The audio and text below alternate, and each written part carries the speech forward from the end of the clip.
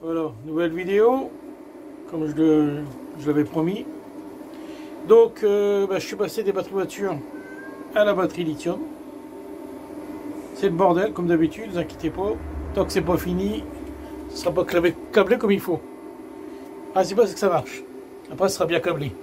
Donc, pour revenir sur les batteries voiture, ce n'est pas... Comment on dit ça? Ce n'est pas prévu pour faire du solaire, mais moi je dis que si. Alors, les conditions pour pouvoir faire du solaire avec sont des batteries voiture. Donc, vous pouvez les décharger et les charger entre 10 et 20%. Au-delà, vous allez vers une durée de vie plus courte. Les tensions, évitez de descendre trop bas. Donc, préconisez 40-50% de décharge. Jusqu'à 40-50% de charge. Moi, je descendais jusqu'à 20. Les miennes sont secouées parce que j'ai fait tellement de tests avec. Je les ai tellement, comment dirais-je, malmenées qu'elles ont perdu beaucoup d'autonomie. Mais elles fonctionnent encore. Et elles vont me servir pour certains trucs. Donc voilà le récapitulatif. Les batteries voitures, c'est pas fait pour faire du solaire. Mais moi je vous dis que si. Juste, il faut faire attention. Donc 10-20% maximum. Peut-être monter à 25 de charge ou décharge. Sur la capacité de la batterie bien sûr. Là c'est un 12 volts 100 ampères, donc 1200 watts. Si vous allez au-delà, vous allez perdre la durée de vie. Sinon, quoi dire d'autre? Je crois que j'ai tout dit. Les règles à respecter si vous voulez faire du solaire avec des batteries voitures qui coûtent bien moins cher, qui sont pas aussi adaptées que les batteries lithium, comme celle-ci, que je vous explique après. Mais ça fonctionne. Moi, je m'en suis servi quand même pendant 2 ans.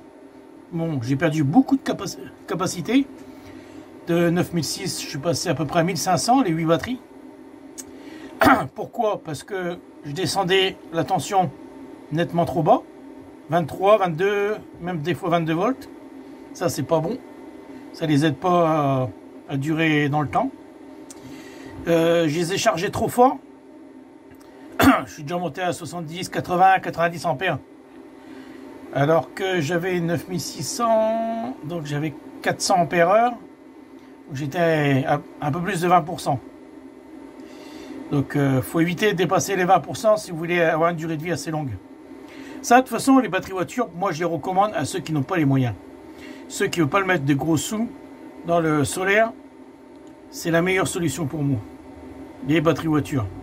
Pour ceux qui n'ont pas les moyens, je précise. Ensuite, ceux qui ont un peu plus de moyens, c'est mieux de prendre une lithium. Là, c'est du LiFePO4. Vous faites aussi, ça se fait aussi en titanate. Je connais pas, j'ai pas assez de retour là-dessus. Là, ça fait pas longtemps que j'ai le lithium. Elle marche super bien. C'est du bonheur. L'avantage, c'est que si elle dit qu'elle fait 2560 watts, elle va vous vider la batterie jusqu'à 2560 watts. Qu'une batterie voiture, c'est pas le cas. Si elle fait 1200 watts, elle va pas vous rendre 1200 watts. Peut-être quand elle est neuve et encore pas sûr. Et de toute façon, même si vous la videz, vous allez sacrément réduire sa durée de vie. Que sur la lithium, vous allez réduire un peu sa durée de vie, mais c'est tout. Voilà, retour sur les batteries. Pour vous dire quoi, j'ai acheté un nouvel onduleur. En fait, c'est le même en plus gros, en plus sophistiqué. L'ancien, il est dans le bordel là derrière. Il est là-bas. Ouais, je sais plus. Ah, il est là. Il est à terre. Mon souci que j'avais, c'est que dès que je mettais une charge derrière, boum, il sautait. Donc, il faudra que je le réessaye, je le reteste. Et ça, je le ferai avec les batteries voitures. Parce que j'ai l'intention de les utiliser jusqu'au bout. Après tout, j'ai mis des sous dedans. Je vais les utiliser jusqu'au bout. Et quand elles seront vraiment mortes et qu'elles auront pratiquement plus de capacité, là, j'irai à la déchetterie.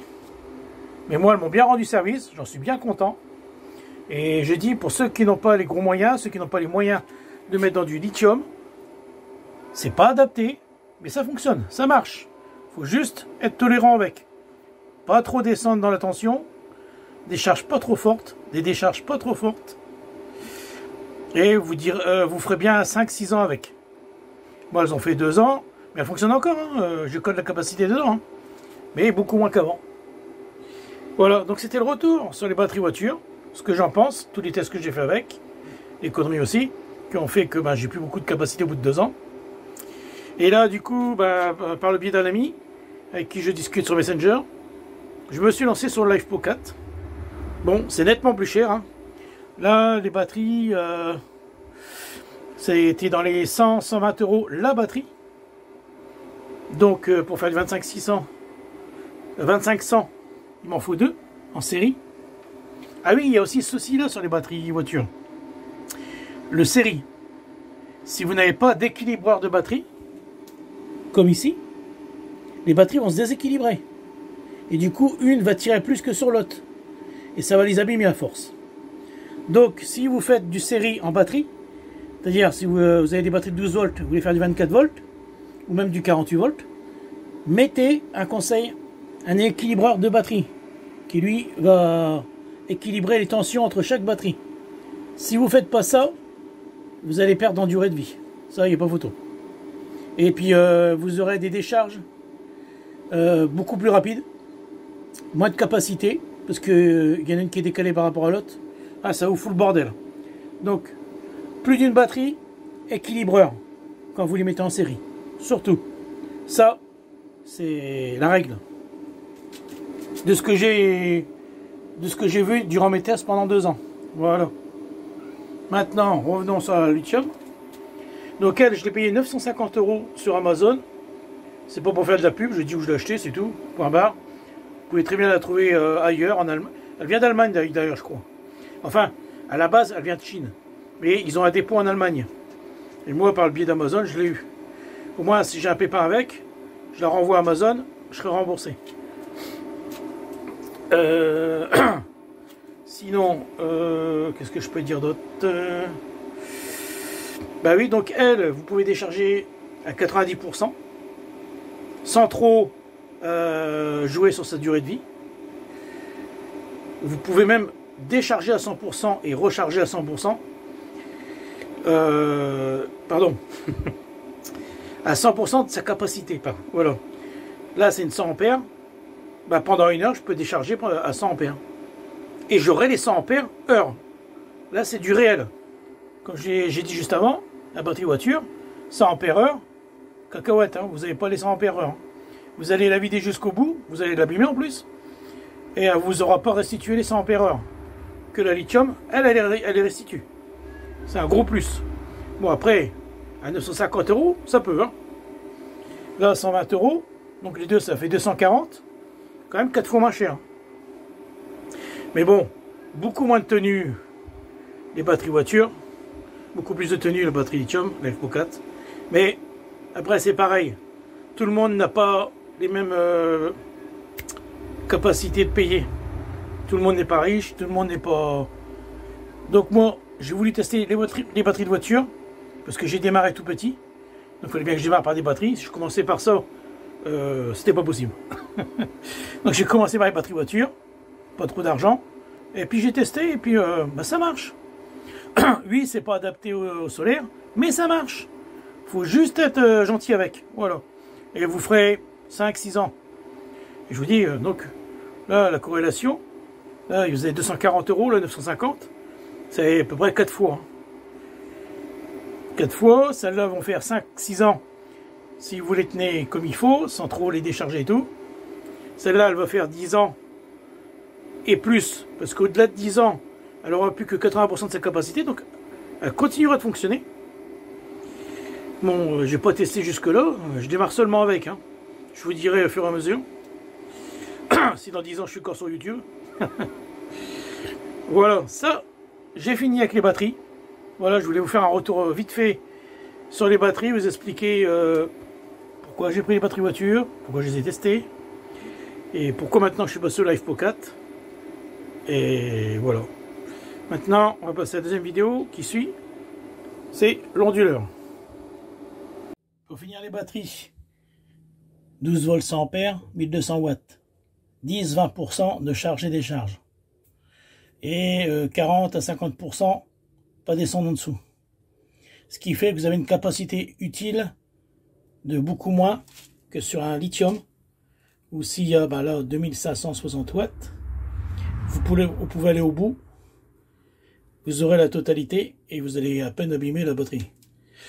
Mais dans la règle générale, le lithium, vous le déchargez à 90% à peu près. Là, vous êtes bon. Donc même à 90%, vous avez allez, 2002, 2003 de puissance utile. Là, les deux batteries, ça fait 2004. Vous n'avez jamais les 2004. Parce qu'il ne faut pas descendre en dessous de 40-50% de la capacité.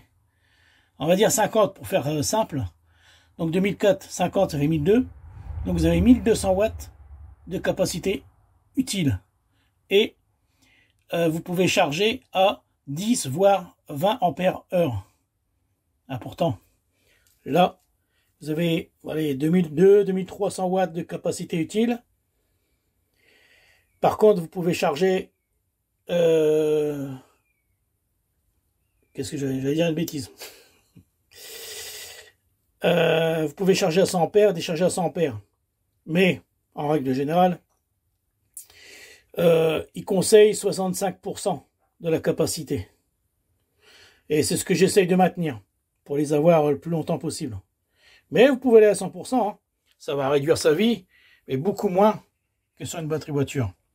C'est pour ça qu'on dit toujours, les batteries voitures ne sont pas adaptées au solaire, car elles ont une capacité utile nettement inférieure au lithium. Alors maintenant, vidéo sur le nouvel onduleur. Ça, c'est l'écran déporté. Vous ne voyez pas tout, c'était juste pour vous montrer correctement l'écran. Donc là, il m'affiche 285 watts en PV. Bon, ça, c'est pas vraiment réel. Il va falloir que je trouve une solution pour avoir le réel, car c'est un peu fou là. 229, 230, la sortie alternative. Donc là, il me dit que c'est le réseau, mais il n'est pas connecté. Parce que je fonctionne sur solaire, donc les panneaux solaires, régulateur, batterie, et là, convertisseur pour envoyer et alimenter les charges à la maison. Comme vous le savez, mes charges, c'est les lumières, les prises 16 ampères, et après les gros trucs que je ne fais pas pour l'instant. On verra plus tard.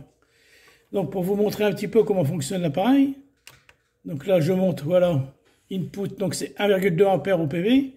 Ça c'est des choses qu'il faudra que je vérifie si c'est bien réel ou pas, parce que des fois c'est pas toujours ça.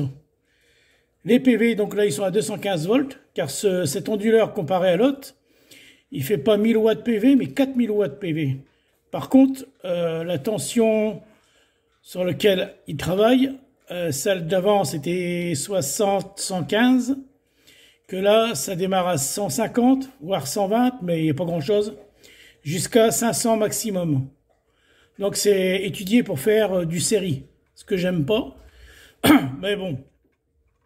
Je passe avec, c'est pas grave, j'aurai des pertes de puissance par rapport au positionnement de ma grande paillote.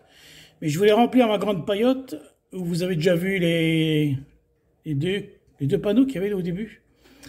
Et il y en aura 10 en tout, ça fera le tour de ma paillote. En fait, j'aurai un string de panneaux solaires en série, qui servira de toit pour ma paillote l'été, voilà. Et quand il pleut, surtout. Donc là, je continue. Hop, 49,9, ça c'est la fréquence du courant.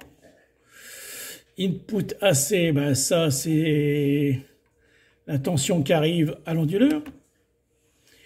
Là, ouais, c'est la date en fait. Il y a pas mal de paramètres, bon je ne vais pas rentrer dedans parce que je sais plus. Totalité des kilowatts produits sur l'année, au mois et au jour. Voilà. Sinon, si on revient dans les paramètres normaux, donc là, ma batterie à 27,2, il y a 0 ampère, et ça, c'est faux.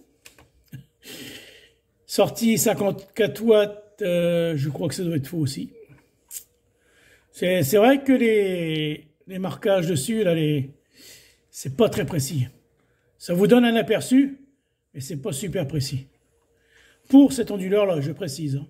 C'est un onduleur pas cher. Ensuite, on continue, 115 VA. Ah, ce qui vous donne la puissance en watts et en VA. Bon, en VA, elle est toujours plus forte parce qu'il n'y a pas le COSFI. Mais voilà. Ensuite, 3%. Ça, c'est la charge de sortie. J'ai 3% de charge sur les 3000 watts. Donc, je vais avoir quelque chose comme 90 watts. Ensuite, bah, là, toujours la fréquence. La tension, 230 volts. Et là, on arrive sur la batterie. 190 watts, c'est ce que je dois charger, je pense. Là. Ah non, c'est les PV. Ouais, c'est marqué le PV. J'ai 190 watts de PV. Ça, c'est pareil, c'est pas vrai. Il y a une marge d'erreur encore aussi. Les ampères des PV. Et ah, c'était quoi en bas là? Batterie PV. Ah, je vois 163 watts. Ok, 206. Voilà, c'est ce que donnent les PV, ça, en watts, en ampères et en volts. Ils sont à 211. Donc, je suis bon, il faut 150 milli si je me rappelle bien. Voilà, on a fait un petit tour vite fait de l'écran d'affichage. L'avantage, bah, c'est que il est déporté de ce que je vous ai montré dans la vidéo juste avant, de l'ensemble qui est dans le cabanon. On le déporte avec un câble Ethernet. Et là en dessous, j'ai un câble USB type pour smartphone qui ressort en USB normal. Et je branche mon PC là-dessus et je vois les courbes de ce qui se fait en temps réel. Par contre, il n'y a pas de mémoire à proprement dit des courbes. Il y a une mémoire sur les chiffres, mais pas sur les courbes. C'est un peu compliqué à vous expliquer. Je referai une vidéo là-dessus s'il faut. Sinon, bah, je peux y brancher des batteries lithium, mais il faut qu'elles soient compatibles avec. Et moi, la mienne, je peux pas accéder au BMS, la carte qui gère la batterie LiFePro 4. Donc, du coup, j'ai fait les réglages à ce niveau-là, de tension basse, tension haute, et ainsi de suite. Rentrer dans les menus, il y en aurait pour une demi-heure, tellement il y en a. Mais à savoir que celui-ci fait le menu USB, SBU et SUB. Alors, l'USB, c'est bien quand tu veux pas utiliser de batterie. Ça te permet de te servir l'onduleur avec les panneaux solaires qui alimentent. Et quand il n'y a plus assez de solaire, il bascule sur le réseau. Voilà. Et moi, je suis en mode SBU parce que j'ai des batteries. Donc, solaire, batterie en priorité. Et l'utilitaire quand il n'y a plus de solaire et que la batterie est trop basse. Voilà. Retour vite fait sur mon nouvel onduleur. Que je trouve sympa. Bon, faut pas demander la lune non plus. Je l'ai eu à 500 et quelques euros. C'est un 4000 watts PV et 3000 watts AC. Voilà. Je vais faire une nouvelle vidéo. Elle est faite. La voix un peu cassée parce que j'ai une gastro. Allez, à vous tous, à bientôt. Je referai une nouvelle vidéo, peut-être sur la description de l'onduleur complète, avec tous les paramètres qu'on peut faire, USB, tout ça, qui rejoint à peu près tous les autres d'à peu près la même marque, c'est-à-dire Voltronic, qui ont à peu près tous les mêmes paramètres. Si jamais un jour vous voulez acheter un onduleur chinois, ils ont tous à peu près les mêmes paramètres, à quelque chose près. Donc si vous avez besoin, je vous ferai une vidéo là-dessus. Ça prendra un peu plus de temps. Voilà. Il y avait longtemps que je n'ai pas fait de vidéo. En voilà une. Et puis je vous remercie à tous de suivre, de regarder. Et je vous dis à bientôt. Salut!